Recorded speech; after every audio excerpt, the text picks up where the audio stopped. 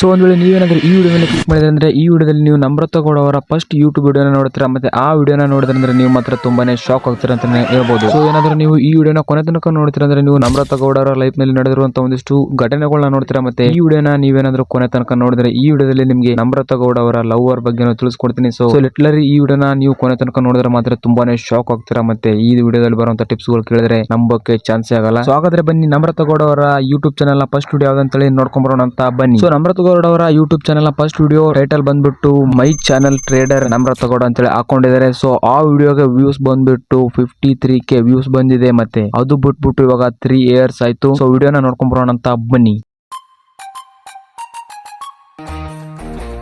ಓ ಮೈ god, ಬಂದೋಗ್ಬಿಟ್ರಾ? ಬನ್ನಿ ಬನ್ನಿ ಬನ್ನಿ, ನಿಮ್ಗೋಸ್ಕರನೇ ಕಾಯ್ತಾ ಇದ್ದಾರೆ, ಬನ್ನಿ.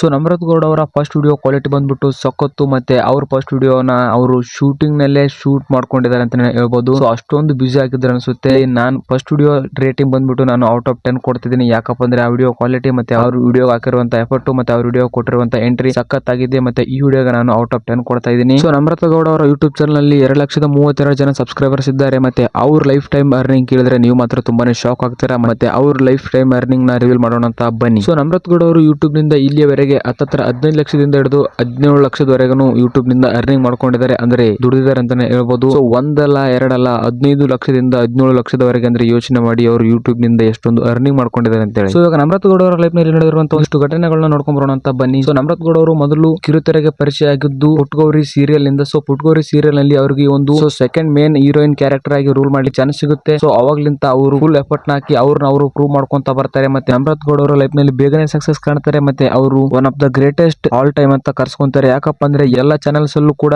ಆಕ್ಟ್ ಮಾಡಿದ್ದಾರೆ. ಮತ್ತೆ ಆ ಕಾರಣಕ್ಕೆ ಆಲ್ ಆಫ್ ಪ್ರೇಮಿ ನಮ್ರತಾ ಅಂತ ಅಂತಾರೆ. ಸೊ ಇನ್ನೊಂದೇನಪ್ಪ ಅಂದ್ರೆ ನಮ್ರತಾ ಗೌಡ ಅವರು 4-5 ಸೀರಿಯಲ್ಸ್ ನಲ್ಲಿ ಆಕ್ಟ್ ಮಾಡಿದ್ರು. ಆದ್ರೂ ಕೂಡ ಅವರು ಅಷ್ಟೊಂದು ಫೇಮಸ್ ಇದ್ದಿಲ್ಲ. ಸೊ ಅವರಿಗೆ ಒಂದು ಆಪರ್ಚುನಿಟಿ ಬರುತ್ತೆ. ಸೊ ಆ ಆಪರ್ಚುನಿಟಿ ಏನಪ್ಪಾ ಅಂದ್ರೆ ನಮ್ರತಾ ಗೌಡ ಅವರಿಗೆ ಬಿಗ್ ಬಾಸ್ ಗೆ ಹೋಗ್ಲಿಕ್ಕೆ ಒಂದು ಚಾನ್ಸ್ ಸಿಗುತ್ತೆ. ಸೊ ಆ ಆಪರ್ಚುನಿಟಿನ ಬಳಸ್ಕೊಂಡು ನಮ್ರತಾ ಗೌಡ ಅವರು ಬಿಗ್ ಬಾಸ್ ಗೆ ಹೋಗಿ ಬಿಗ್ ಬಾಸ್ ಅಲ್ಲಿ ತುಂಬಾನೇ ಎಂಟರ್ಟೈನ್ಮೆಂಟ್ ಮಾಡಿ ಮತ್ತೆ ತುಂಬಾನೇ ಫ್ಯಾನ್ಸ್ ಗಳನ್ನ ಬೆಳೆಸ್ಕೊಂಡು ಬಿಗ್ ಬಾಸ್ ನಲ್ಲಿ ತುಂಬಾನೇ ಸಕ್ಸಸ್ ಕಾಣ್ತಾರೆ. ಮತ್ತೆ ಅವರು ಬಿಗ್ ಬಾಸ್ ಮನೆಯಿಂದ ಹೊರಗಡೆ ಬಂದಿಂದ ಮಾತ್ರ ನಮ್ರತಾ ಗೌಡ ಅಂದ್ರೆ ಫುಲ್ ಫೇಮಸ್. ಮತ್ತೆ ಪ್ರತಿಯೊಂದು ಇಂಟರ್ವ್ಯೂ ಅಲ್ಲೂ ಪ್ರತಿಯೊಂದು ಬ್ರಾಡ್ಕಾಸ್ಟ್ ಚಾನಲ್ಸ್ ಅಲ್ಲೂ ಅವರೇ ಇಡೀ ಇಂಟರ್ನೆಟ್ ನೇ ಬ್ಲಾಕ್ ಮಾಡೋಷ್ಟು ನಮ್ರತಾ ಗೌಡ ಅವರು ಫೇಮಸ್ ಆಗ್ತಾರೆ ಅಂತ ಹೇಳ್ಬೋದು. ಸೊ ಇದೆಲ್ಲ ನಂತರ ನಮ್ರತಾ ಗೌಡ ಅವರು ತಮ್ಮ ಲೈಫ್ ನಲ್ಲಿ ಎಲ್ಲೋ ಅಂತ ಕಳೆದೋಗ್ಬಿಡ್ತಾರೆ ಅಂತ ಹೇಳ್ಬೋದು. ಯಾವ್ದೋ ಒಂದು ಇಂಟರ್ವ್ಯೂ ಮತ್ತೆ ಬ್ರಾಡ್ಕಾಸ್ಟ್ ಚಾನಲ್ ಶೋ ಎಲ್ಲೂ ಕೂಡ ನಮ್ರತಾ ಗೌಡ ಅವರು ಕಾಣಲ್ಲ. ಯಾಕಪ್ಪ ಅಂದ್ರೆ ಅವ್ರ ಲೈಫ್ ನಲ್ಲಿ ತುಂಬಾನೇ ಡೀಸೆಂಟ್ ಆಗಿ ಕಳೆದೋಗಿರ್ತಾರೆ. ಮತ್ತೆ ನಮ್ರತಾ ಗೌಡ ಅವರು ರೀಸೆಂಟ್ ಆಗಿ ಅವ್ರ ಫ್ಯಾನ್ಸ್ ಗಳಿಗೆ ಒಂದು ಗುಡ್ ನ್ಯೂಸ್ ನ ಕೊಡ್ತಾರೆ. ಏನಪ್ಪಾ ಅಂದ್ರೆ ಕರ್ಣ ಅನ್ನೋ ಸೀರಿಯಲ್ಸ್ ಅಲ್ಲಿ ಆಕ್ಟ್ ಮಾಡ್ತಾರೆ. ಸೊ ಇದು ಆಗಿತ್ತು ನಮ್ರತಾ ಗೌಡ ಅವರ ಪಾರ್ಟ್ 1 ವಿಡಿಯೋ. ಸೊ ನಿಮ್ಗೆ ಏನಾದ್ರೂ ಪಾರ್ಟ್ 2 ವಿಡಿಯೋ ಬೇಕಂದ್ರೆ ತಪ್ಪದೆ ಕಮೆಂಟ್ ಮಾಡಿ. ಮತ್ತೆ ವಿಡಿಯೋ ಇಷ್ಟ ಆದ್ರೆ ಲೈಕ್, ಶೇರ್, ಸಬ್ಸ್ಕ್ರೈಬ್ ಮಾಡ್ಕೊಳ್ಳಿ. ಮತ್ತೆ ಪಾರ್ಟ್ 2 ವಿಡಿಯೋದಲ್ಲಿ ಸಿಗೋಣಂತೆ.